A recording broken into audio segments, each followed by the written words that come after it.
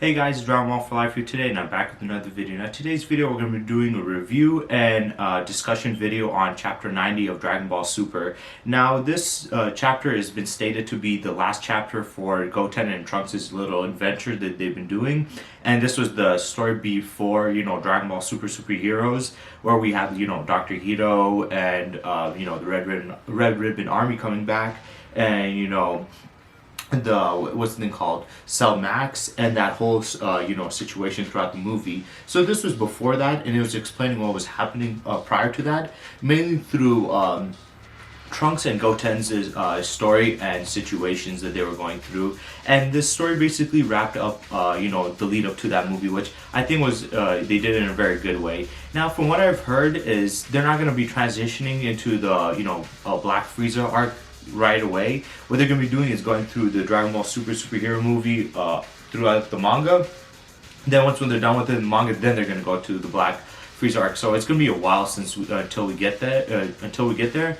But if I'm being honest, I don't want to go through the Dragon Ball Super superhero story throughout the manga. I just want to skip it and go to the next arc, because we've already seen the movies. I know a lot of times they try to redo the movies again, but usually we've seen it when the anime has come out and they redo the movies throughout the anime. But now they're doing it with the manga, and I know they've done some stuff with the manga, but usually they were like very short little side chapters that didn't really pertain to the direct manga itself, which this one it is. Hopefully it's going to be short, because this one was pretty short. I think it was only 3 chapters long, which was pretty fine. And if I'm being honest, this little adventure that they went off, I kind of enjoyed it. I think it was pretty fun. And I know a lot of people might not like it, but for me personally, I don't think it's too bad. I don't think it's anything too great, but it isn't too bad either. So I'm going to be, explaining what happened in the end of this story and my thoughts on it, and, more on what's going to happen in the future from this, especially pertaining into the Dragon Ball Super superhero movie. Because if I'm being honest, I think the manga's version is going to be a lot different than the movie version. They're going to probably have some additional information or just change up things completely. But it is cool to see the lead up to the movie and have a little bit more of an explanation of what's happening. And I just wish they would do this more for like other arcs, where they would go more in depth a little bit about the lead up. And I thought they did a pretty fun way. So before I get into explaining what happened throughout this one, I do want to give a shout out to new subscribers of mine. One by the name of Jaquil Patnode. Sorry if I mispronounced that name. And the next one, I know I'm definitely gonna mispronounce it, because it's very hard to pronounce. It's Real Bogeli Mothpew. So sorry for mispronouncing the name, but big thank you to both of you for subscribing to this channel. I think I'm at 159 right now. I'm close to 160. I can't wait until I get 1,000 subscribers on this channel, because then, once when you hit 4,000 watch hours and 1,000 subscribers, then, you get monetized, and I can, do advertisements and have ads on my videos and do promotions and shit. And then I can actually make this into a career, because I really love making YouTube videos, but I want to not only just make it because I love it, but also make money off of it, to make it as a job that you also love. But for right now, I'm just doing it for fun. So yeah, let's get into the story. The story starts off with Krillin doing his, police work, which I love to see that. I love seeing, if they have like jobs, I like seeing their more personal lives. And if they're doing their, careers, I want to see what they do in their careers. Like Yamcha, they state that he's a baseball player, which I think is pretty dope. And I wish that they would show more of his professional baseball career. I think that will make his character a lot more enjoyable, because he is a character that gets shit on a lot by a lot of people. I don't hate him. I just do think he is kind of a lame character, but the whole baseball aspect, I always thought it was cool. And I always felt like this should go a little more in depth on showing him playing baseball and just him being a celebrity as a whole, because he is technically a celebrity. And I always thought that was cool, but I felt like they never really touched upon it. But it's cool to see, Krillin going in. Them going in depth in Krillin's, work. And not only that, this entire last chapter, Krillin did quite a bit in this story, and he was quite a bit directly tied into what was happening, which I really enjoyed. So yes, he was asking people, holding up a picture about, the zombies that Dr. Hiro took the bodies from the morgue and, created these androids. So he was asking for them where they are, and he was getting directions, and he found the location to a convenience store where they were working at. And if you guys remember the movie, when they were showcasing, the little bit of, transitioning stuff where they're like, oh, this is what happened and that's what happened. And they explained a little bit of Dr. Hiro going to prison. And their explanation was, oh, he was digging up bodies from the morgue and then reanimating them into androids. And we see in one of the clips that there's like these zombies at a convenience store. And this is literally the part that they showed. So Krillin found the lead to the convenience store where these zombies were working in, and he's there to bust them down. And Mai's actually in there shopping, and she's kind of like surprised, like, what's happening?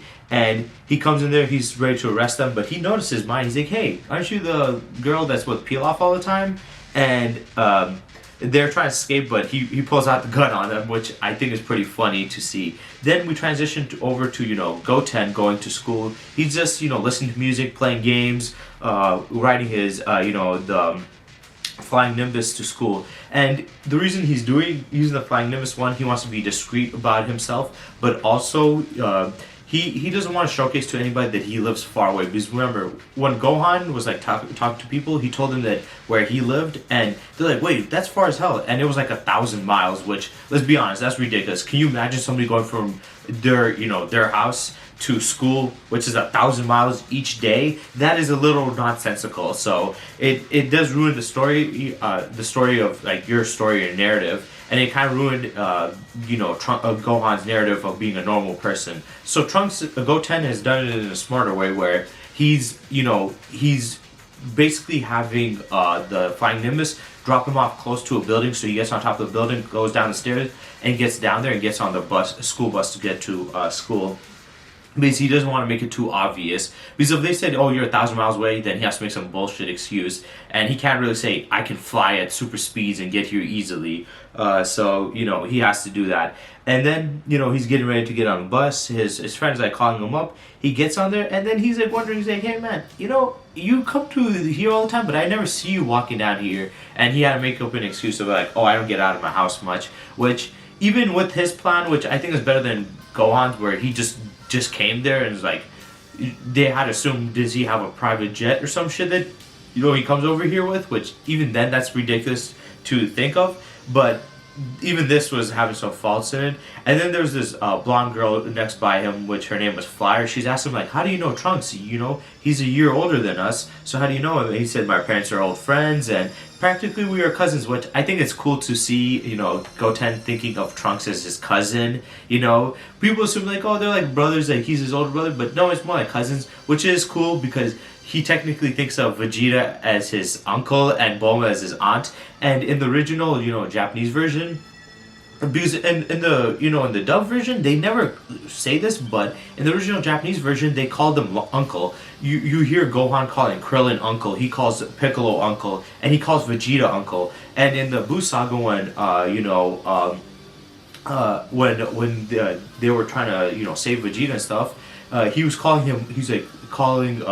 He called Piccolo Uncle Piccolo. You would let Gohan do this, and then he was like, Uncle Vegeta, why did you hit your son? Why did you hit him? So I like that in the Japanese version, calling like Vegeta and Piccolo and Krillin their uncles, and Bulma and Bulma is their aunt, and obviously Videl is Goten's sister-in-law, so he just calls her his sister and stuff like that. I think that's cool to see that they call them, consider each other as family and stuff. So it's cool to see that connection. But this girl basically tells Goten that, hey, can you tell Trunks that I like him, that I want to go out with him to the dance. So they're having basically like prom or maybe homecoming, and she wants to go out with Trunks to there, which is kind of funny because I'm just wondering, I'm like, well, Trunks already wants Mai. Why isn't anybody just asking out Goten? Like, what's wrong with him? So I was like, okay.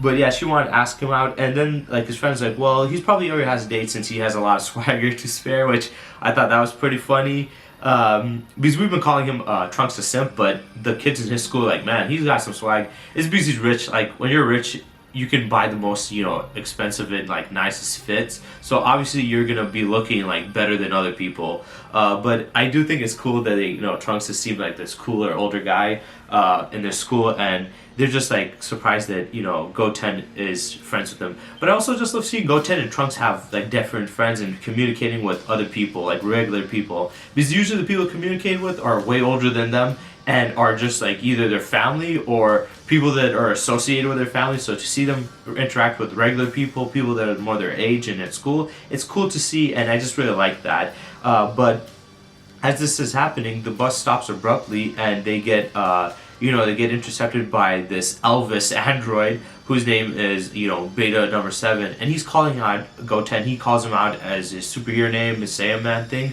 and they didn't hear because they're in the bus. So he tries to escape. He changes over into his Saiyan Man outfit to beat him up. And the funny thing is, even his friends are like, isn't it weird that every time he leaves, you see the superhero there? So they're already assuming that he is, the superhero, which this is a trope that you see a lot in, superhero genre, and, especially in comics, where you have, these guys that leave and they have to change. And it makes sense because they have to get to the danger real quick, but it's always makes it more obvious. Like, if you're always gone, even if somebody doesn't associate with you, if they see you leaving every time and this hero jumping in, the suspicion is going to be there. So I do like how they didn't make them just so dumb and be like, oh, it's kind of funny, but they're noticing it, and soon this is showcasing that their secret identity is not going to work. And let's be honest, in reality, a secret identity for like superhero, it will be nigh impossible to keep. I'm not saying it won't work at all in the real world,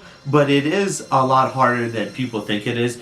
It's hard to go to work or school or deal with people and be in a relationship, and then also try to fight crime and hide that from people. It's not going to be easy. So I do like how they pointed that out. He beats this guy up easy. This guy doesn't, he doesn't do shit to him. Then we have this guy passing out flyers for the dance, and apparently they're getting that superior guy that they love, Clean God, which he's like, oh, okay, I'd like to go see that. I'll definitely go check him out. But you see the guy has the costume and he's hiding it, so the guy's not coming in there. He's just hiding, pretending to be it, so he can get them to come. And then as this is happening, Mai's checking out the poster, and she's willing to go to the dance with Trunks, but there's a little suspicion there because there's a beetle, a ladybug, robot, spy bot that's following them, and she notices it. And if you guys remember all the way back to the Android saga and Dragon Ball Z, the Dr. Zoro explained that the reason he was able to find out so much information on them and all this DNA and stuff was because he used spy bots and stuff like that. And Mai was able to catch on to it, and I always thought it was weird that these guys wouldn't be able to catch on to a spy bot with their heightened perception and their prowess of keeping the guard up and shit, but she caught on to it. And this is pretty funny because we see Dr. Hiro going off and saying he needs to create a new android real quick to get in there so he can get into the party, and it's to obviously do his mission to get the disc thingy back from Trunks. But the main reason is he wants to see the Clean God, because we know in the superhero movie he's not a bad guy, he's a nice guy, he's just misled, but he's also a geek who loves superhero culture, which I think is fun because we're all geeks who love it too. So I mean, this is why we watch Dragon Ball shit. But it's funny to me that he wants to go there just to meet his this superhero idol so he can sign an autograph for him. I just think it's funny. He's goofy, but at least it makes sense. He's not an actual bad guy, so it's okay for him to be goofy. Then he goes there, and Trunks is talking to Goten and stuff, and he's telling him, he's telling him that he can't hang out and stuff, and all this other stuff.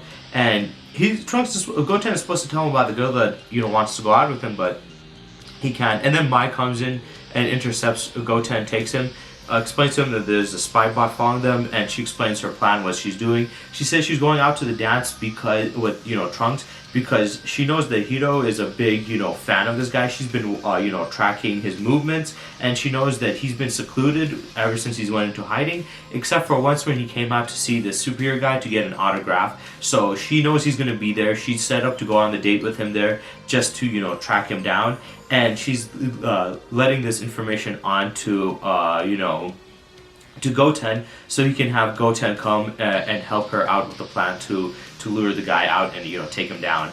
And Goten's like, oh shit, man, he really thinks he's going on a date with you to be just going on a date or to the dance, but she's going there for a mission. And I do like that her point is that, because let's be honest, she is like a grandma at this point. She's like probably 60, 70.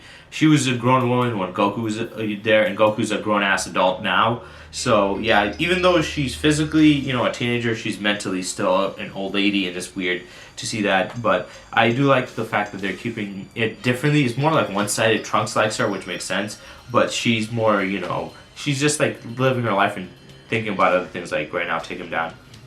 So yeah, they're just like talking about going to the party and dealing with the superhero stuff and their plan, and she basically says, he's like, why don't you let us catch it and stuff, isn't it a job for a hero? And she lets out that she doesn't want to be a damsel in distress anymore, kind of like how Mai was in the Future Trunks' timeline, where she was a badass. I think because the weird thing is, Mai was always a goofy character, when we saw it back in Dragon Ball with her and Shu working for Pilaf. They were all goofy characters, but I think they reinvented her character to be a little bit more badass, a little more serious, and a little bit more like an espionage, like spy type of character, which I do like. She says she doesn't want to be a damsel in distress, meaning that she wants to be a badass like how she was in the Future Trunks' timeline. I don't know how much she could do in a world with superpowered beings, but I think she's going to have more of a prevalence in the story later on. Which I think is pretty cool, to take characters that are not that, big and not that well known, and, expound upon them a little more. It gives them more of a purpose in the story. But they're going to there's the dance, they're just, playing, there's music there, there's people dancing. The girl came in there with Goten because she's trying to scope out Mai and see what's up with her and what's her deal, so she can see why, Trunks likes her, so she can take Trunks. Which is, I think, is pretty funny. Also, it's cool to see them socializing, going to, a dancing event, because this is something I would never expected. Dragon Ball's a fighting series. You see Goku, he does not go to school, he does not give a shit about social interactions. I mean, this guy is so bad at social interactions that he will not see his friends for years unless he has to, and once in a while. I mean, he didn't see his friends in the beginning of Z for 5 years straight. He only went to go see them to go hang out with, Master Roshi and stuff. But he hadn't seen them in 5 years. Can you imagine that? You have a friend, do you consider your best friend, or like a really good friend, and this motherfucker doesn't see you for 5 years straight. Like, yes, you get it, like, oh, he's living his own life, he got married, he's having a kid and stuff, he has to raise a kid. But like, come on, man, you got super speed and superpowers. You can come here anytime. The fact that Goku doesn't do that, so it's like, from what we see from the characters, like, Vegeta's not like the most emotional character, and like the rest of the characters are very masculine and macho, and by that I mean in the sense of they're all about just fighting and training, but it's also cool to see them just having a normal life and trying to enjoy their time. But people like Goku, since we go through his main story usually, he's not a guy that cares enough about hanging out with them. I mean, if you look throughout the entire story of Dragon Ball, Goku has a bad track record with hanging out with his friends. I mean, he was gone, multiple times from training. He was gone for 3 years when he was in Kami's Lookout. He was gone for a year when he was coming into, I think it was the 22nd Budokai Tenkaichi tournament.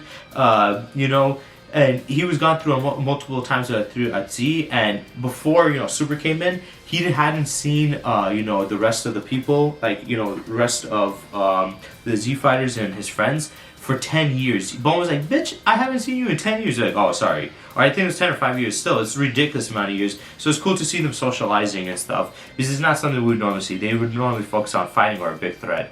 But after this, we have the iconic shot that a lot of people have been using, where Mai comes in her battle suit armor, which looked pretty cool, and then Trunks coming out fly as shit. He's wearing a nice ass suit. I'm not gonna lie. He looks smooth. He looks smooth with his suit. They come out, everybody's just staring at them like, what the hell? She's wearing a suit of armor. This is weird. And the other girl's getting a little jealous. She's trying to look around for Trunks. She sees him and she's like, oh my god, really? He's just coming here like, he's goofing around. And they're trying to introduce the superhero guy, so we're gonna be having more of the setup to Hiro's thing. And she sees Trunks. She came there with Trunks, and Trunks like, hey, the superhero guy's coming. Let's go see him meet up with him. And she's like, no, I'm gonna stay here. So she wants to see where Hiro is so she can take him down. And Trunks is just focused on this guy because he doesn't know about Hiro being there, or I think he knows about Hiro, but I don't think he knows how he looks. So he sees him there. They're both standing there. He's talking to him, and they're kind of being a little friendly with each other because they're both fans. And he's like, "Oh, you're a big fan?" He's like, "Yeah, I have this shirt of him." And he's like, "I'm jelly of you." And you just see them interacting. It's pretty cool. And he's talking about like somebody stealing his autograph, and he's like, "Wow, there's a lot of bad people out there." But the assumption is that it was Trunks who stole it, and Trunks didn't know he stole it, and that does become a play part towards the end of this manga chapter. So Mai sees him, pulls out a gun.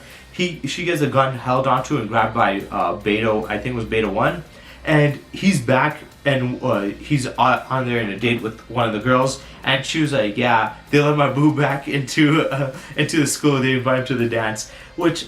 I know this is minor stuff. A lot of the stuff I talk about and I go a little more like in depth and enjoy, but I just like seeing the simple stuff in the stories. And I know there's a lot of anime fans and Dragon Ball fans that like to see more slice of life stuff, more just natural and normal things, because anime, especially the world of Dragon Ball, is very fictitious and is very, fictional. And we see stuff that are very unreal and, out of this world. But it's also cool to see some realistic and just normal things. It's cool to see the more outlandish and wild stuff, but also see cool, just like normal, realistic things mixed into it. And this is cool to see, just people going to school, people working, making friends, just talking like regular people. Because in Dragon Ball, usually the dialogue is just regular like dialogue, but now they've been adding, especially in these manga chapters I've been noticing, they've been adding a little bit more of slang into it. They've been saying like, swagger, cringe, jelly, boo, all these other stuff, which it's not necessary to make a story writing better,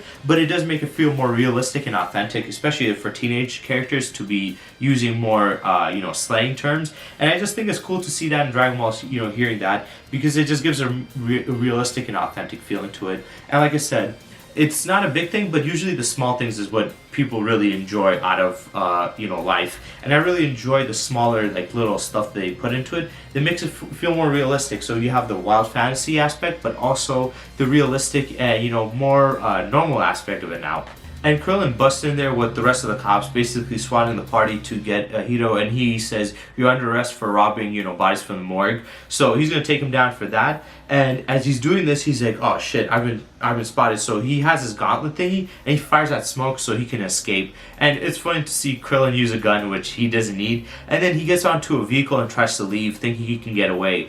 But Krillin, since he's around his other cop buddies, he doesn't want to show off just like them. He can't just like automatically fly after there. So he tells them, "Hey, stand here. I'm gonna go after him," and he's gonna go off on his own to fly after it. And then you see the other ones, and Trunks is like, "Wait, well, what's happening?" So she explains it, and he's like, "Oh, why didn't you, fill me in and stuff?" And she stated once again that she doesn't want to always be saved. She's sick and tired of it, which I think is cool to see her character want to, do more and not just be there to be getting stuff. Like, like Bulma, her whole thing was she was helpful, but most of the time she was just a damsel in distress that needed saving.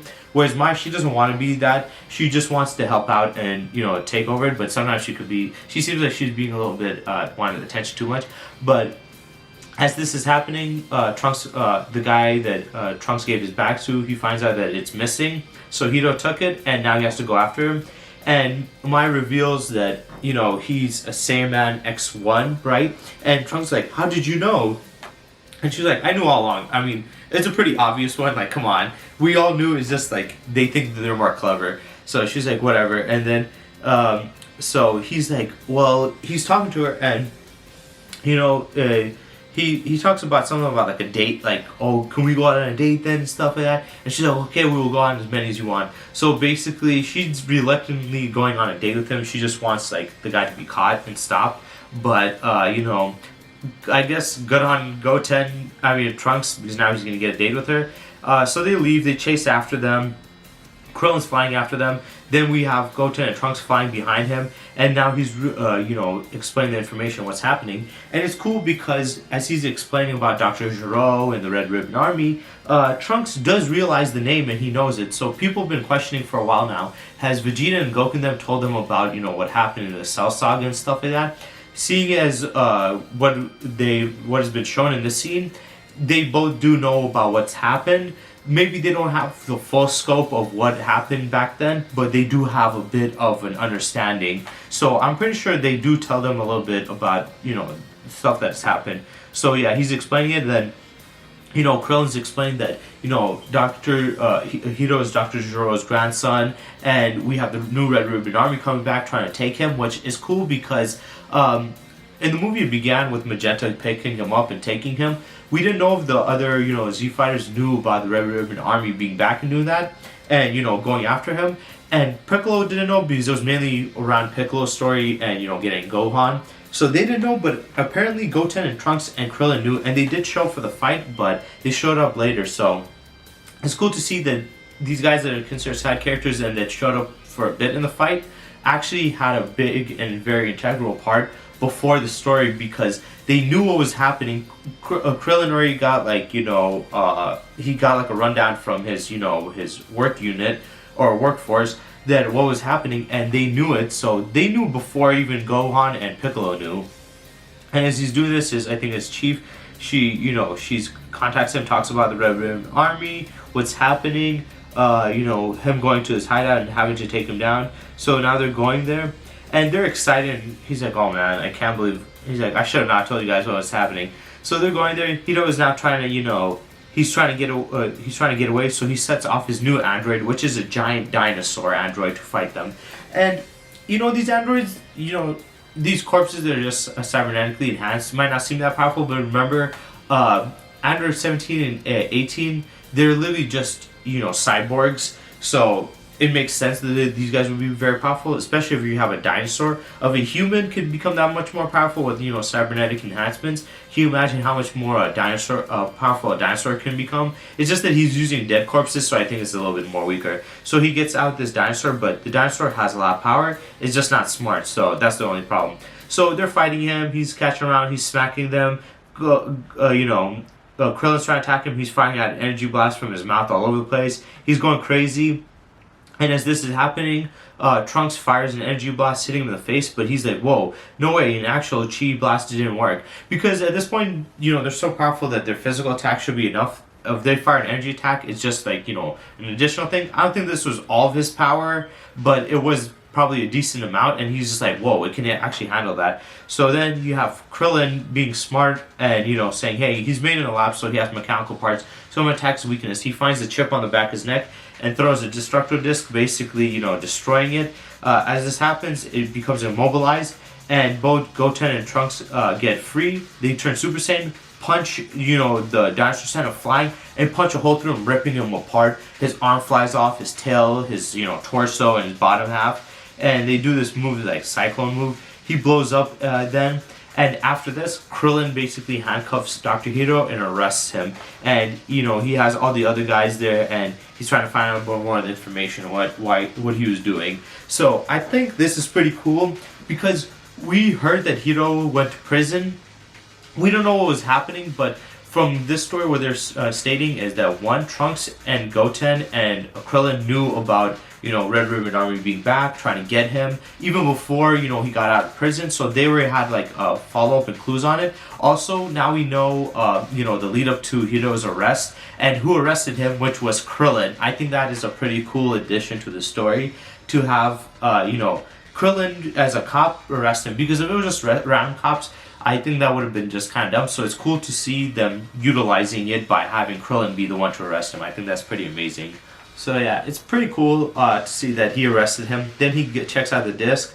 He doesn't find a disc in there. He just finds out, a signature, an autograph from, Clean God.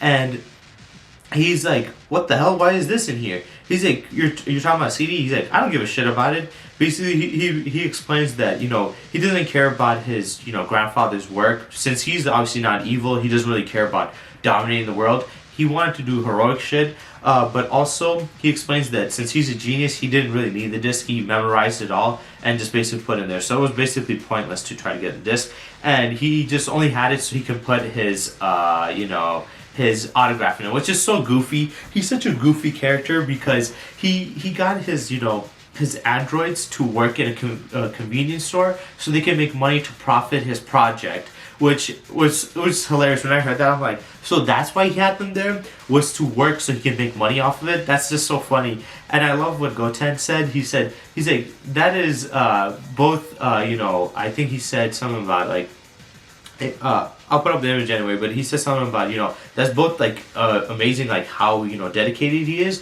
but also goofy at the same time, which I agree.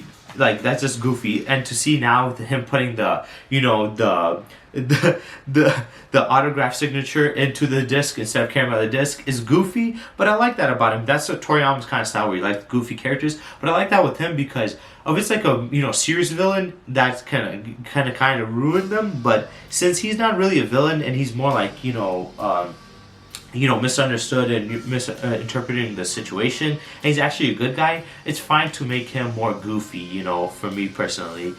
So seeing him do something goofy like this is funny. And then apparently we find out that his prison sentence actually got shortened to 3 months because the people that he reanimated into android corpse, he was sending them back to their homes, so they still had the memory of their family, and he basically let them go. They saw the family, and the families were just so happy that the people that they loved that died came back, and they're just back in their life. Which I would think is weird to have like a decaying corpse of somebody that you cared about come back, but as long as they're not flesh-eating zombies, I guess there isn't really a problem. So he lets them back in there, and since the families are so happy to see their dead family members or people they cared about, he basically has his his sentence reduced. And as he's in the prison now, talking about like 3 months past, where we're getting closer to the beginning of the superhero film, which that's what they were leading up to, he explains that all he needs is really a lab to keep on his work and continue his research.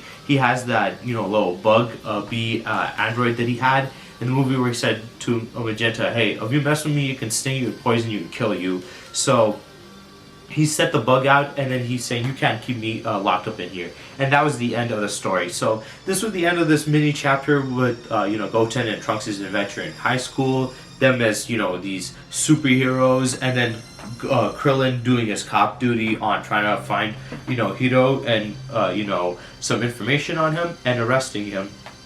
And I just think that was fun and cool to see. I just think that's like that's just really fun, It made it really fun, this little chapter. And it was a nice little wrap-up. I know a lot of people might not like it. Personally, I thought it was fine because it was short. It was fun and enjoyable for what it was. It was nothing too crazy, but, it did add in some more stuff. And they did some stuff that I really liked. It wasn't, too, oh my god, this blows my mind, but it's fine.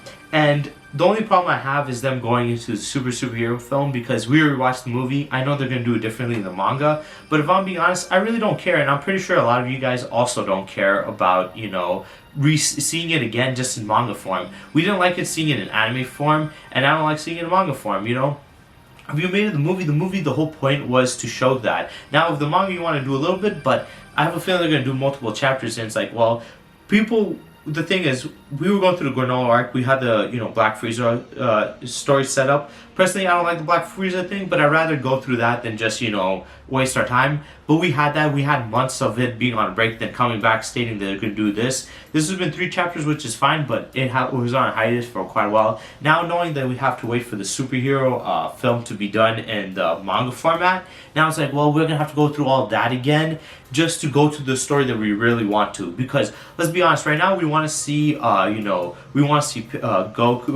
Vegeta, Piccolo, and Gohan, their interaction, them meeting up, Dr. Hero's situation, and the lead up to, trying to fight Black Frieza and all that. And we want to see more of that, but this feels like it's kind of like a roadblock in our way and we have to jump through it. This one I was fine with the little story, but that one I don't want to see that because this is something new. This adds something additionally. That is not going to do really much for us as fans. We're just going to be like, oh, okay. And I'm sick and tired of this little this little trend with the anime community where they make a movie for like the anime stories and stuff, and then instead of just saying, hey, we had the movie, so let's work on after that, they reincorporate that movie in the show or in their series. Like they did this for Battle of Gods, Resurrection of F for Dragon Ball. They did this for the Mugen Train for Demon Slayer. They did this for what was the other one?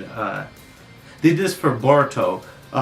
In the Boruto series, they had the last like Naruto film, and they redid it again into the series. And like I think 50 or 60 episodes of that show was sped up on redoing the movie again. And now they're doing that in the manga and stuff. And I'm pretty sure us as fans or anime fans in general are just sick and tired of them doing that. It's like, we already had the movie, we don't have to re-see the same thing over and over again. Yes, you can add in a couple additional things, but let's be honest, is it really worth it to watch the stuff over again, or read it over again, or deal with it over again, just to have a little bit of changes? We want to go throughout the story and go through some new stuff. I don't want to stay on this older stuff. So it is kind of a bummer. If they are going to do it, since they're going to do it anyway, I hope they do something different, a little bit more different, and add on a little bit more, or explain a little more. But yeah, I just want to get into the Black thing, and the Black Frieza thing.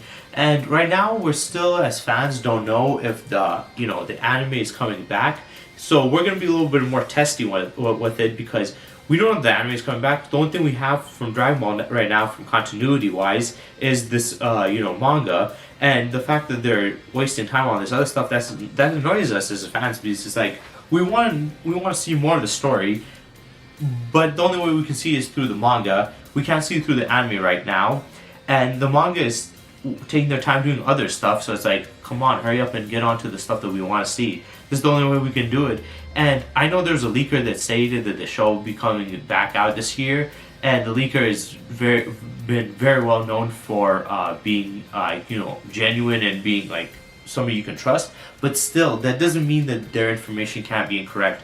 So right now we're in this weird stage that is just a rumor. We don't know if it comes back or not. And if it doesn't come back, the only thing we can work off of is the manga. And I'm pretty sure none of us want the manga to departure off the main story. You want it to go into that direction.